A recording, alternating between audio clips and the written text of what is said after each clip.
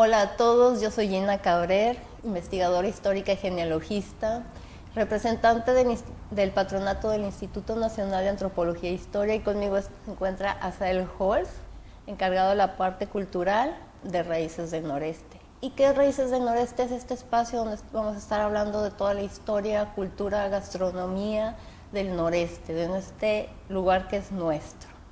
Y con esta introducción empezamos este episodio que se llama Érase una vez a sangre y fuego.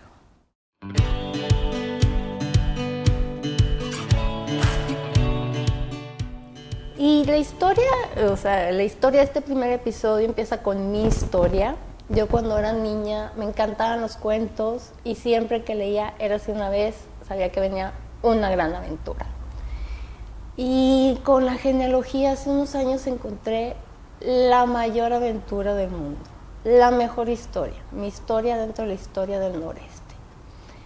Y al empezar eso me di cuenta que no era solo mi historia, es la historia de todos nosotros. Porque a través de esta investigación me di cuenta que las leyendas son ciertas. En realidad, en el noreste todos somos primos. Todos somos primos, todos son tíos, tías. Definitivamente hay algo que nos caracteriza en esta zona, que hay un lazo que a veces no podemos describir, pero es en la forma de comportarnos en la que lo percibimos. Y ahí es donde sale en automático primo, prima, tío, tía, ¿no? Sí, sí. Pero es la forma, ni siquiera es... A veces no tenemos que investigar si tenemos un apellido parecido o parientes cercanos, simplemente la forma en que nos desarrollamos en esta zona, en automático salen estos títulos, ¿no? Claro, y la razón de por qué somos como somos y tenemos esta identidad diferente al centro es nuestra historia, y no es la que nos han contado, es una historia súper emocionante, llena de hombres y mujeres valientes, de momentos duros, fuertes, crueles, de temas incómodos, esclavitud, genocidio, feminicidio, más también el tema de cómo nuestras circunstancias nos forjaron como somos y cómo pasamos de ser unas cuantas familias a al estado industrial más importante. Y esa es una historia impresionante. Un estado que tiene 3 procesos antes de convertirse legalmente en una extensión más de otro país y de otro reino. Un estado que el mismo nombre nos lo dice, ¿no? El nuevo reino de León. Estamos hablando de un nuevo reino. En ese momento hablábamos de la Nueva España, Nueva Granada, Nueva Extremadura, más este era el nuevo reino de León. La misma palabra te indica, hay una diferencia de importancia. Y sí, tuvimos 3 procesos de fundaciones, en situaciones difíciles, en situaciones complicadas, y aquí estamos. Y aquí seguimos. Aquí seguimos. Es a sangre y fuego una parte de esta historia, de este gran lugar que creo que se ha omitido, se ha perdido. No se le ha dado la importancia incluso en las escuelas, en las universidades, y mucho menos hoy en día en redes actualmente. Sí. ¿Cómo has percibido tú todo esto? ¿Falta información? Falta mucha información. La historia que escuchamos cuando eran niños, pues es muy parecida a la idea, la de los peregrinos, que en algún momento escuchamos, llegamos, nos hicimos amigos y formamos aquí villas y nos empezamos a crecer. Realmente no, llegamos a colonizar. Hay una diferencia grande entre colonizar y conquistar. Hubo una época de conquista, duró 2 años más o menos, y luego empieza la colonización. Y ahí es donde empieza esta historia nuestra, ¿no? Cuando Mesoamérica ya está conquistada, se encuentran con Aridoamérica y con los chichimecas. Y ahí la historia es completamente diferente al resto de la conquista. Empieza estos chichimecas totalmente de esta zona, totalmente regionales a combatir y a defender lo que todavía no existía como una frontera, porque tampoco no había una frontera hacia el norte con Estados Unidos, simplemente era toda una gran zona semidesértica. Por eso tenemos estas condiciones actuales, ¿no? Pero me llama la atención mucho cómo todos estos pueblos se empiezan a desarrollar en este espacio donde tú me comentaste que sobreabundaba el agua. Abundaba el agua, o sea... ¿Qué es lo que se topan los conquistadores cuando llegan a esta zona? Se conocen grandes valles, un clima extremoso, una geografía muy abrupta, un lugar aislado, clima extremoso, más se habla de valles e incontables ojos de agua. ¡Wow! Incontables. Incontables. O sea, un lugar perfecto para empezar una civilización. Un lugar perfecto para empezar a desarrollar tu vida lejos de la persecución, con las oportunidades de crear algo, nada más que contra todo, contra los chichimecas, contra el clima, contra las leyes, contra la lejanía del virrey, contra todo. Porque las condiciones ahorita que mencionas, andar a pie o andar a caballo, tener una vivienda aquí, todos esos detallitos, hay demasiada información que tú me has comentado sobre esto. ¿Cómo empiezan a desarrollarse los conquistadores y la gente que estaba aquí? ¿Qué es lo que encuentran aparte del agua? ¿Qué es lo que encuentran en temas de infraestructura o de... Cuando un avanzado, un hidalgo, que es la persona, viene siendo un empresario privado con permiso de la corona para investigar y ver qué encuentra, lo que viene buscando es minas, oro y plata. Las fronteras de la Nueva España en ese momento eran San Luis, Zacatecas, el Camino de la Plata o el Camino Real. Esa era la frontera. Y tratamos de expandirnos en busca de minas. Aquí se encuentra la primera de Cerralbo, San Gregorio. Más no es plata, no es oro, no son las mismas cantidades.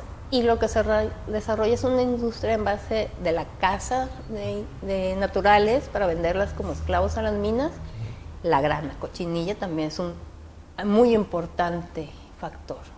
Empiezan todos estos procesos a desarrollarse a base de esa explotación natural que allá en el viejo mundo estaban exigiendo o estaban poniéndole la prioridad, la atención. Claro, o sea, si nosotros nos damos cuenta, el viejo mundo o Europa en ese momento venía saliendo de la Edad Media, entra el Renacimiento, pero que hay un cambio allá también. O sea, este encuentro se da en un punto de cambio muy importante, es un cambio tecnológico, hay muchas revoluciones. Más con el dinero, había una cantidad limitada de metales para producir monedas y hacer un intercambio comercial. Ahora que llegamos a este nuevo mundo, a las Américas, y descubrimos esto, el comercio cambia totalmente. El fin del medievo inicia el principio del capitalismo, con todo esto comercial. Wow. Empieza ese cambio totalmente extremo, porque por 500 años estuvo limitado, y corrígeme si no es así, la lectura. La lectura fue un tema que estuvo demasiado vigilado por el Imperio Romano, por, en este caso, ¿verdad? La curia católica en Europa. Mira, hay que recordar, la imprenta nace en 1543, recuerdo, unas décadas antes, justo cuando se da el término de la Guerra de los 100 años. Entonces, es un impacto muy importante. Ya cuando llega aquí a América, ya viene la gente con Biblias impresas. Ya tenemos a los primeros franciscanos, a estas órdenes medicativas que llegan aquí. Ya hay impresos de la Biblia de Gutenberg. Entonces sí, es un cambio muy, muy grande. Y pues para nosotros como genealogistas o investigadores, encontramos documentación. Eso es lo bonito de esto. Aquí en el noreste tenemos muy buenos archivos. Por el clima, por diversas circunstancias, conservamos bastante de ello. Son cosas maravillosas. Y es parte de lo que hemos ido encontrando en esto, ¿no? Esta aventura que vamos a empezar y vamos a invitarlos a todos, de conocer escritores, cronistas, genealogistas, archivistas, ir a todos estos lugares donde descubrimos directamente la historia. Wow. Claro, es que tiene muchísimo que ver si uno empieza este camino que tú has empezado a investigar y te vas topando con familias, nombres, raíces etimológicas, y luego viene árbol genealógico, y luego viene la historia totalmente que no puedes separar. ¿Cuáles son las condiciones en las que estas familias se formaron en el nuevo mundo? En condiciones difíciles completamente. Estamos hablando, como mencionábamos, el clima, la distancia con el centro, cualquier apoyo militar no había, tenía que ser entre nosotros. La gente que llega aquí es gente que todo el mundo tiene que saber a defenderse. Todo el mundo debe aprender a usar un arma desde que son niños, tanto españoles como los naturales. Los naturales desde niños, pues flecha, y pues de nuestra parte las armas que llevábamos en ese momento. O sea que ellos se topan con gente aquí preparada para la guerra cuando llegan de Europa, y a la vez este proceso en el que la escritura acompaña a estos exploradores. Claro. Ellos empiezan a dejar estos registros de estos conflictos, de estos problemas sangrientos, de estas batallas en las que se encontraron con los nativos de aquí. Así es.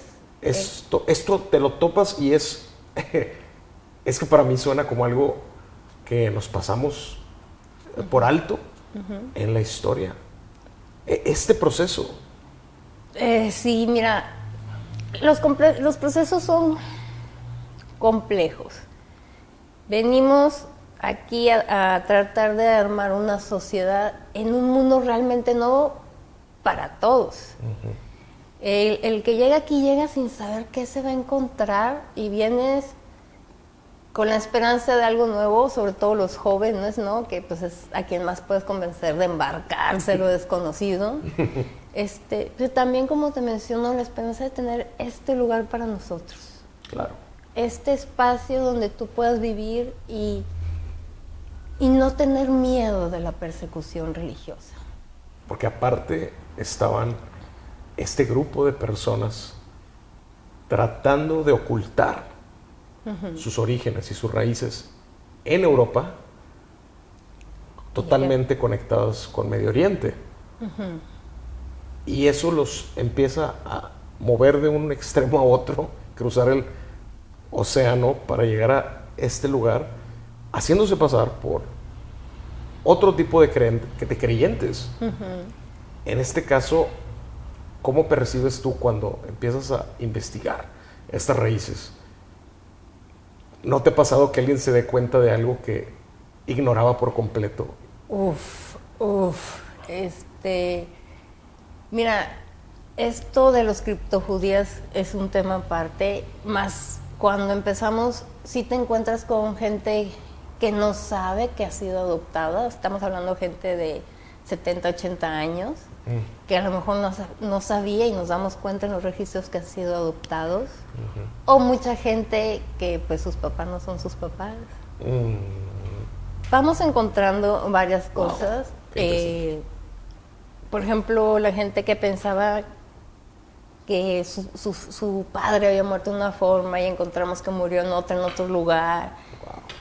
Muchas cosas. Cuando empiezas a ver estas raíces judías, que después va a ser otro episodio y vamos a profundizar en eso, es muy interesante. Hasta la fecha, ¿crees que todavía tenemos algo o ya se diluyó por completo nuestras raíces, las originales, lo que se formó aquí? Bueno, nuestras raíces genéticas tienen un origen, más nuestras raíces donde vivimos y donde crecemos, ¿no? Donde florecemos. El noreste, para ser un regio, para ser del noreste, no tienes que descender del Mayflower que llamamos de las primeras 12 familias, ¿no? Es la identidad de ser norestense, de identificarte con la comida, con la forma de hacer negocios, con la forma de vivir, de ser echados para adelante, de eso, es la identidad. Y ¿cuántos de nosotros tengamos un origen judío sefardí? Muchos. Y origen tlaxcalteca y esclavos y de todo, o sea, tú ves una genealogía, el árbol se empieza a abrir y es imposible que no encuentres o casi imposible que no encuentres una línea esclava o indígena. Wow. O sea que totalmente sangre azul, puros. No había, no hay. No hay. Aunque algunas personas puedan pensar que hay diferenciación de clases y de familias, realmente al llegar aquí, todo cambió. Todo cambió. Mira, aquí venías a demostrarte, a sobrevivir y crecer. No era como la Ciudad de México, que mucha gente ya llegaba con un puesto en algún lado, con un padrino lo había en algún puesto del gobierno o algo. No, aquí venías a sembrar, a hacer comunidad y a defenderte, porque era agresivo. O sea, estamos hablando que a final del 1880 y tantos fue que se registra el último ataque a comunidades de origen español, o sea, o de parte de indígenas. Es hace nada. Era alimento. Los primeros alimentos lo que encontramos allá afuera. Nopales, raíces, jabalí, venado, liebre, guajolote. O sea, lo mismo que comían los naturales, pues lo que comíamos llegando nosotros, más algo que trajéramos del viaje, ¿no? Ya se inicia cuando empezamos a hacer comunidad, ya se empieza a sembrar aquí, sobre todo harina.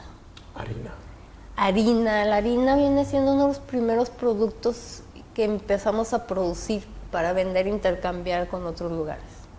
¿Del país o del mundo? Bueno, de lo que en ese momento era la Nueva España. Muy bien. Sí. Todavía el concepto de la harina era algo nuevo. No era nuevo. La cosa es que teníamos trigo acá. Y me refiero nuevo en esta zona. En esta zona, sí, claro, el trigo no era de esta región. Eso no había llegado todavía aquí. No. Pero viene con todo este bagaje. Como un producto que sí nos sigue distinguiendo hasta la fecha. Sí, la tortilla de harina, claro. La tortilla de harina y todas las variedades que vienen con la tortilla de harina y todos los guisos que saben todos diferentes. Claro, y aquí venimos, introducimos ganado menor y pues el famoso cabrito, ¿no? Cabrito al pastor. Sí, claro, esto es un proceso, no llegamos y a los 2 años ya tenemos harina de trigo, pasamos y de las primeras fundaciones hasta que llegamos Martín de Zavala, que ya empezamos un proceso completamente diferente. Ahora que mencionas las fundaciones, ¿podemos hablar un poco sobre las fundaciones? Claro. No fundación, fundaciones. ¿Cuántas fundaciones? Pues se hablan de 3. La primera es con Alberto de Encanto, 1577. No es una fundación en sí porque no llega a poblar. Él llega, bautiza el Cerro de la Silla, bautiza el Cerro de las Mitras, localiza los ojos de agua de Santa Lucía. ¡Wow! Y regresa. Ese mismo año funda Cerralbo y ese mismo año funda Saltillo y allá se queda. Luego viene Luis de Carvajal, ya viene con la documentación adecuada, viene con 60 familias, obviamente pues no llega solo, llega ya teniendo la información de Diego de Montemayor, de Alberto del Canto, de Gaspar Castaño de Sosa, e inicia. ¿Y el tercero? El tercero, Diego de Montemayor, cuando perdemos a Luis de Carvajal por la Inquisición, se lo llevan a Ciudad de México, venga encargado a Diego. Okay. Diego de Montemayor, parte de estas primeras familias que vinieron con él, y ya Diego de Montemayor hace la tercera fundación, que es la de 1596, que celebramos hace unos años. La oficial. La oficial. ¿Por qué sabemos tan poco de Alberto del Canto? Híjoles. Es difícil. De Carvajal sabemos porque dejó él escrito, su sobrino también. Gaspar Castaño de Sosa y Chapa fueron cronistas de esa época. Alberto no regresa, se queda en Saltillo. Entonces, la vida de Alberto siempre ha sido muy complicada, huye varias veces de la Inquisición, se mete en muchos problemas. Entonces, es un personaje un poco,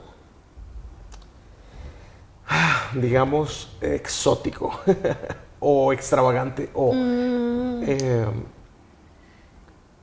cuando hablamos de este tipo de gente, hay que pensar, es gente que tiene que ser muy valiente, o sea, vas a lo desconocido, y Alberto del Canto, pues se aventó a muchos lugares, ¿no? Entonces...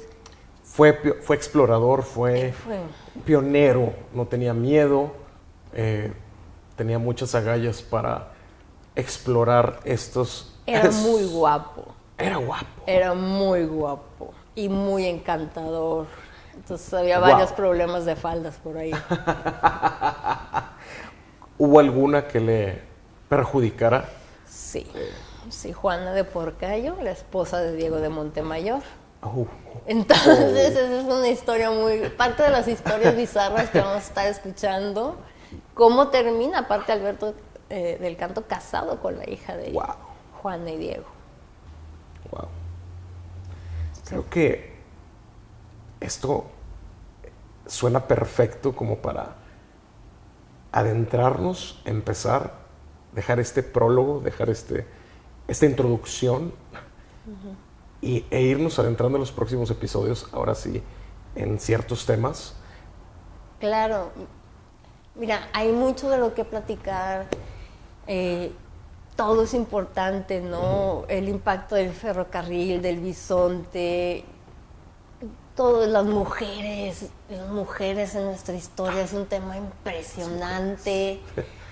La iglesia, los franciscanos, la Inquisición, lo que alcanzó a llegar aquí, lo que no, afortunadamente no tuvimos dominicos, más todo impacta, y también lo que estaba pasando en otras partes del mundo nos impactaron, y lo vamos a ver cómo se formó nuestra historia, pero no aislada, no una línea del tiempo de que en tal año llegó tal, no, ¿qué estaba pasando en tal año? ¿Qué estaba sucediendo aquí? ¿Qué estaba sucediendo acá? ¿Y por qué se dan estos cambios? ¿Y qué nos trae? Me interesa tanto, solo de escucharlo ya quisiera quedarme a charlar por horas y escuchar todo eso, pero definitivamente vamos a dejarlo para otra ocasión. Y solo quería agradecerte, comentarles a todos los que nos escuchen que vamos a estar escuchándolos también a ustedes, vamos a leerlos y queremos saber qué es lo que opinan sobre todos estos temas que vamos a ir tocando poco a poco. Así es. Muchas gracias, nos acabó el tiempo. Nos vemos la próxima semana con el tema 1492, el año que cambió nuestra vida.